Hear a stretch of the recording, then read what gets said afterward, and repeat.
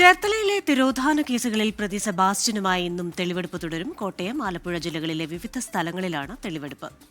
ഇന്നലെ പള്ളിപ്പുറത്തെ വീട്ടിൽ നടത്തിയ പരിശോധനയിൽ 64 അസ്ഥികഷ്ണങ്ങളാണ് കണ്ടെത്തിയത്. ഇവ DNA പരിശോധനയ്ക്ക് അയക്കും. വീട്ടിലെ ശുചിമുറിയിൽ നിന്ന് രക്തക്കറയും കണ്ടെത്തിയിരുന്നു. അശ്വിൻ പാലാഴി ചേരുന്നുണ്ട് ആലപ്പുഴയിൽ നിന്ന് വിവരങ്ങളുമായി.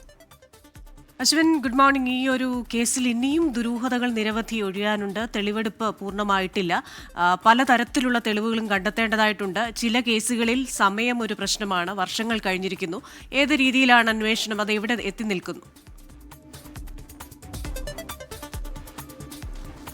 Smitha, good morning. ഈ കേസുമായി ബന്ധപ്പെട്ട് നിലവിൽ കാര്യമായ പുരോഗതി ഒന്നും അന്വേഷണത്തിൽ ഇല്ല എന്നുള്ളതാണ് അന്വേഷണ സംഘത്തെ സംബന്ധിച്ചുള്ള പ്രധാനപ്പെട്ട വെല്ലുവിളി. അതിൽ ഒരു തരിമ്പ് പോലും അന്വേഷണത്തോട് പ്രതി സെബാസ്റ്റ്യൻ സഹകരിക്കുന്നില്ല എന്നുള്ളത് പ്രധാനപ്പെട്ട കാര്യമാണ്. ഇന്നലെയാണെങ്കിൽ പോലും തെളിവെടുപ്പിന് എത്തിച്ചപ്പോൾ കാര്യമായ ഒരു പ്രതികരണവും ഇയാളിൽ നിന്ന് ഉണ്ടായിരുന്നില്ല. മൗനിയായി വീടിനകത്തിരിക്കുന്ന സെബാസ്റ്റ്യനെയാണ് പോലീസ് ഉദ്യോഗസ്ഥർക്കും നാട്ടുകാർക്കുമൊക്കെ കാണാനായത്. അതിനിടെയാണ് വീട്ടിലെ പരിശോധനയ്ക്കിടെ കഴിഞ്ഞ ദിവസങ്ങൾ കണ്ടെത്തിയ അതേ സ്ഥലത്ത് നിന്ന് 64 അസ്ഥി കഷ്ണങ്ങൾ കണ്ടെത്തിയത്. അതിൽ അസ്ഥി കഷ്ണമെന്ന് പറയാൻ കഴിയുന്നത് 8 എണ്ണം മാത്രമാണ്. ബാക്കിയെല്ലാം ചെറിയ പൊടികളായിരിക്കുന്ന അവസ്ഥയിലാണ് ഉണ്ടായിരുന്നത്. അതായത് ഈ മൃതദേഹം നശിപ്പിച്ചതിന് ശേഷം ഈ എല്ലുകൾ വീണ്ടും കത്തിച്ചതായാണ് പോലീസ് അന്വേഷണ സംഘമൊക്കെ സംശയിക്കുന്നത്. അത്തരത്തിൽ കൃത്യമായ പ്ലാനിംഗ് ഈ കൊലപാതകത്തിലുണ്ടായി എന്നുള്ളതാണ് ഇതിലൂടെ മനസ്സിലാക്കുന്നത്. അതുകൊണ്ട് തന്നെയാണ് സീരിയൽ കില്ലിംഗ് എന്ന ഒരു കാര്യത്തിലേക്ക് അന്വേഷണ സംഘവും വിരൽ ചൂണ്ടുന്നത്. അത് ഒരു പരിധിവരെ അങ്ങനെ തന്നെയാണ് എന്നുള്ളതാണ് പ്രധാനപ്പെട്ട കാര്യം. നിലവിലിപ്പോൾ ഇനി ഈ ജൈനമ്മ കൊലക്കേസിൻ്റെ തെളിവെടുപ്പാണ് നടക്കുന്നത്. നാളെ കൂടിയാണ് 2 ദിവസം കൂടിയാണ് ഇനി കസ്റ്റഡി അവശേഷിക്കുന്നത്. ഈ കാലയളവിനുള്ളിൽ ജൈനമ്മയുടെ കാണാതായ മൊബൈൽ ഫോൺ കൂടി കണ്ടെത്തണം എന്നുള്ളതാണ് ഏറ്റവും പ്രധാനപ്പെട്ട വെല്ലുവിളി. ഈ മൊബൈൽ ഫോൺ റീചാർജ് ചെയ്യുന്നതിനിടെയാണ് ജൈനമ്മ കൊലക്കേസുമായി സെബാസ്റ്റ്യന് ബന്ധമുണ്ട് എന്നുള്ള ഒരു കാര്യം അന്വേഷണ സംഘത്തിന് വ്യക്തമാക്കുന്നത്. കോട്ടയം ഈരാറ്റുപേട്ടയിലുള്ള ഒരു മൊബൈൽ റീചാർജ് സെൻറ്ററിൽ നിന്നും 99 രൂപയ്ക്കാണ് അന്ന് സെബാസ്റ്റ്യൻ ഈ മൊബൈൽ ഫോണിൽ റീചാർജ് ചെയ്തത്. പക്ഷേ അതിൻ്റെ CCTV ദൃശ്യങ്ങളടക്കം കണ്ടെത്തിയെങ്കിലും ഈ മൊബൈൽ ഫോൺ എവിടെയാണ് എന്ന് കണ്ടെത്താനായിട്ടില്ല. ആ ഫോൺ കണ്ടെത്തിയാൽ ഒരുപക്ഷെ ജൈനമ്മ കൊലപാതക കേസിലെ പ്രധാനപ്പെട്ട വിവരങ്ങൾ കണ്ടെത്താനാകും. ഇയാൾ ജൈനമ്മ അവസാനം ആരെയൊക്കെ ബന്ധപ്പെട്ടു എന്നടക്കമുള്ള കാര്യങ്ങൾ കണ്ടെത്താനാകും. പക്ഷേ മൊബൈൽ എവിടെയെന്ന് സെബാസ്റ്റ്യൻ പറയുന്നുമില്ല. അന്വേഷണ സംഘത്തിന് കണ്ടെത്താനുമായിട്ടില്ല. ഇന്ന് കോട്ടയത്തും ആലപ്പുഴയിലുമായി വിവിധ സ്ഥലങ്ങളിൽ ഈ തെളിവെടുപ്പ് തുടരും. ശരി, അശ്വിൻ പാലാഴിയാണ് വിവരങ്ങളുമായി ചേർന്നത്. നമുക്കൊപ്പം ചേർത്തലയിൽ ഇപ്പോൾ ഇന്നലെ നമ്മൾ കണ്ടതാണ് തെളിവെടുപ്പ് അങ്ങനെ പുരോഗമിക്കുന്നു. 2 ദിവസങ്ങളിൽ നിന്ന് വ്യത്യസ്തമായി ഇന്നലെ ചില ആരോഗ്യ പ്രശ്നങ്ങൾ അങ്ങനെ മൂകനായാണ് നമ്മൾ സെബാസ്റ്റ്യനെ കണ്ടത്. പലപ്പോഴും ഈ ചോദ്യങ്ങൾക്ക് മറുപടി കൃത്യമായി പറയാൻ മടിക്കുന്നത് ഒരു വല്ലാത്തൊരു അനിശ്ചിതത്വത്തിലേക്ക് കൊണ്ടുപോകുന്നുണ്ട് കേസിൻ്റെ. പക്ഷേ തീർച്ചയായിട്ടും വരും ദിവസങ്ങളിൽ ഈ ദുരൂഹത അതിൻ്റെ ചുരുൾ അഴിയും എന്ന് തന്നെയാണ് പ്രതീക്ഷിക്കുന്നത്. അശ്വിൻ, ഈ പലപ്പോഴും ഈ സ്ത്രീകളുടെ കാര്യങ്ങൾ പറയുമ്പോൾ ഈ ഫോൺ ഒരു പ്രധാന ഫോൺ ഉപയോഗിച്ചു അല്ലെങ്കിൽ ജൈനമ്മയുടെ ഫോൺ അയാൾ ഉപയോഗിക്കുന്നു, അതങ്ങനെ വഴിതെറ്റിക്കാനുള്ള ഒരു ശ്രമം തന്നെയാണ്. പല രീതിയിൽ മൊബൈൽ ടവറുകൾ നോക്കുമെന്ന് അറിയാവുന്നതുപോലെ. അപ്പോൾ അതിൽ കൃത്യമായ ആസൂത്രണം ചെയ്തിട്ടാണ് ഇത്തരം കാര്യങ്ങൾ ചെയ്തത്. ആ രീതിയിലൊക്കെ വരുമ്പോഴും ഇതിങ്ങനെ ഒരു ചോദ്യചിഹ്നമായി നിൽക്കുന്നു എന്നുള്ളത് നമ്മളെ അത്ഭുതപ്പെടുത്തുന്നുണ്ട്. കാരണം തുടക്കം മുതൽ ഈ പോലീസിന് ഒരു വീഴ്ച പറ്റി എന്നുള്ള ആരോപണം ഒരു വശത്ത് ശക്തമാകുന്നുണ്ട്.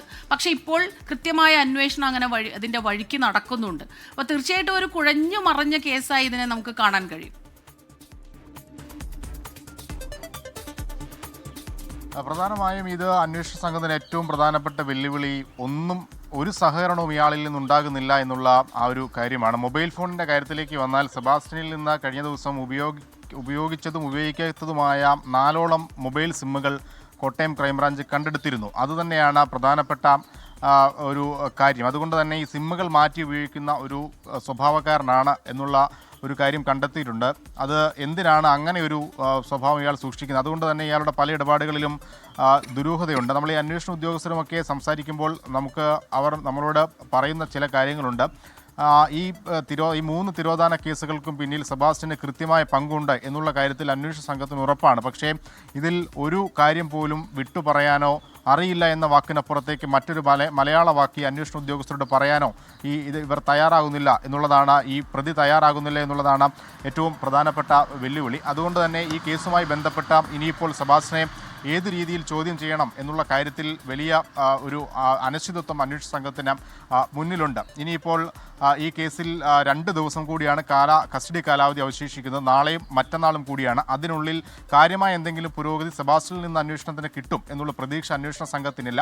അതുകൊണ്ട് തന്നെയാണ് ഇന്നലെ വീട്ടിൽ നടത്തിയ പരിശോധനയിൽ സെബാസ്റ്റ്യനിൽ നിന്ന് ഒരു വിവരവും കിട്ടിയില്ലെങ്കിൽ പോലും പോലീസിന് അന്വേഷണ സംഘത്തിന് ലഭിച്ച ചില വിവരങ്ങളുടെ അടിസ്ഥാനത്തിൽ അവിടെ പരിശോധന നടത്തിയത്. വീടും പരിസരവുമൊക്കെ കിളച്ചും ഒപ്പം വീടിനകത്തുമൊക്കെ പരിശോധന നടത്തിയത്. ഈ ശുചിമുറിയിൽ നിന്ന് കണ്ടെത്തിയ രക്തക്കറ അത് ഇപ്പോഴും ദുരൂഹമാണ്. ആരുടേതാണ് രക്തക്കറ? 6 വർഷമായി അധികം താമസമില്ലാത്ത സെബാസ്റ്റ്യൻ മാത്രം എത്തിക്കൊണ്ടിരുന്ന വീട്ടിൽ എങ്ങനെ ഒരു രക്തക്കറ കണ്ടെത്തി എന്നുള്ള കാര്യത്തിൽ സംശയമുണ്ട്. ഇതേ രക്തക്കറ തന്നെയാണോ കഴിഞ്ഞ പരിശോധനയിൽ, കഴിഞ്ഞ മാസം 28-ന് നടത്തിയ പരിശോധനയിൽ വീടിൻ്റെ സ്വീകരണ മുറിയിൽ നിന്ന് കണ്ടെത്തിയത് എന്നടക്കമുള്ള കാര്യങ്ങൾ സ്ഥിരീകരിക്കേണ്ടതുണ്ട്. ഈ കേസിനെ സംബന്ധിച്ച് ഏറ്റവും നിർണായകമായ മറ്റൊരു ദിവസം നാളെയാണ്, ബുധനാഴ്ച. ഇതിൽ പ്രധാനപ്പെട്ട ഒരു വിവരം പുറത്തു വരാനുണ്ട്. അത് DNA സാമ്പിളുകളുടെ പരിശോധനാ ഫലമാണ്. ഐഷയുടെയും ബിന്ദു പത്മനാഭൻ്റെയും ഒപ്പം ജൈനമ്മയുടെയും കുടുംബാംഗങ്ങളുടെ രക്തസാമ്പിൾ DNA സാമ്പിളുകളാണ് പരിശോധനയ്ക്ക് അയച്ചത്. അത് ഈ ലഭിച്ച അസ്ഥി കഷ്ണങ്ങളുമായാണ് ചേർത്ത് പരിശോധിക്കുന്നത്. ആ പരിശോധനാ ഫലം നാളെ വരും. അതിനോടുകൂടി ആരുടേതാണ് ഈ സെബാസ്റ്റ്യൻ്റെ വീടിന് സമീപത്തു നിന്ന് കിട്ടിയ അസ്ഥികൾ എന്നുള്ള കാര്യത്തിലൊരു സ്ഥിരീകരണമാകും. അതോടെ ഒരു പരിധിവരെ കേസിലൊരു ആശ്വാസമാകും എന്നുള്ളതാണ് അന്വേഷണ സംഘം കരുതുന്നത്. ഒപ്പം നിലവിലിപ്പോൾ ഇന്ന് കസ്റ്റഡിയിലുള്ള സെബാസ്റ്റ്യനുമായി എവിടെയാണ് പരിശോധന തെളിവെടുപ്പ് എന്നുള്ള കാര്യത്തിൽ കൃത്യമായൊരു വിവരം പുറത്തു വന്നിട്ടില്ല. ക്രൈംബ്രാഞ്ച് വളരെ രഹസ്യമായാണ് അന്വേഷണ വിവരങ്ങൾ മുന്നോട്ട് കൊണ്ടുപോകുന്നത്. എന്തായാലും ഇന്നും ഈ തെളിവെടുപ്പ് തുടരും. അത് നിർണായകമാണ്. ഒപ്പം ഈ ഗ്രൗണ്ട് പെനട്രേറ്റിംഗ് റഡാർ എത്തിച്ചുള്ള പരിശോധനയ്ക്കുള്ള നീക്കങ്ങളും പുരോഗമിക്കുന്നുണ്ട്. ആ റഡാർ എത്തിച്ചാൽ ഭൂമിക്കടിയിൽ മൃതദേഹാവശിഷ്ടങ്ങൾ ഉണ്ടെങ്കിൽ, പ്രത്യേകിച്ച് എല്ലുകളുണ്ടെങ്കിൽ, അസ്ഥികളുണ്ടെങ്കിൽ അത് കണ്ടെത്താനാകുമെന്നുള്ളതാണ് ഈ പെനട്രേറ്റിംഗ് റഡാറിൻ്റെ ഒരു പ്രത്യേകത. അത് എത്തിക്കാനുള്ള നീക്കങ്ങൾ അവസാന ഘട്ടത്തിലാണ്. കേന്ദ്ര ഏജൻസിയോടാണ് ഇത് ആവശ്യപ്പെട്ടിരിക്കുന്നത്. കേന്ദ്ര സർക്കാരിൻ്റെ അനുമതി ഇതിന് ആവശ്യമായുണ്ട്. ആ അനുമതി കഴിഞ്ഞ ദിവസം തന്നെ തേടിയിട്ടുണ്ട്. അത് ഇന്ന് ലഭ്യമായാൽ ഇന്നോ നാളെയോ ആ റഡാർ വീട്ടിലെത്തിക്കാൻ കഴിയുമെന്നുള്ളതാണ് ഈ അന്വേഷണവുമായി ബന്ധപ്പെട്ട മറ്റൊരു നിർണായക കാര്യം. എന്തായാലും അതിനുവേണ്ടിയുള്ള അവസാന അനുമതിക്കായി കാത്തിരിക്കുകയാണ് അന്വേഷണ സംഘം. ക്രിസ്റ്റീന. ആലപ്പുഴയിൽ നിന്ന് അശ്വിൻ പാലാഴിയാണ് വിശദാംശങ്ങളുമായി ചേർന്നത്. തികച്ചും രഹസ്യാത്മകത സൂക്ഷിച്ചുകൊണ്ടാണ് അന്വേഷണ സംഘം ഈ കേസുമായി മുന്നോട്ട് പോകുന്നത്. ലോകത്തെവിടെയായാലും ഏത് സമയത്തും 24 വാർത്തകളും ഓഗ്മെന്റഡ് റിയാലിറ്റി പാക്കേജുകളും എക്സ്പ്ലെയിനറുകളും വിശദമായി കാണാൻ ഞങ്ങളുടെ യൂട്യൂബ് ചാനൽ നിങ്ങൾക്ക് സബ്സ്ക്രൈബ് ചെയ്യാം.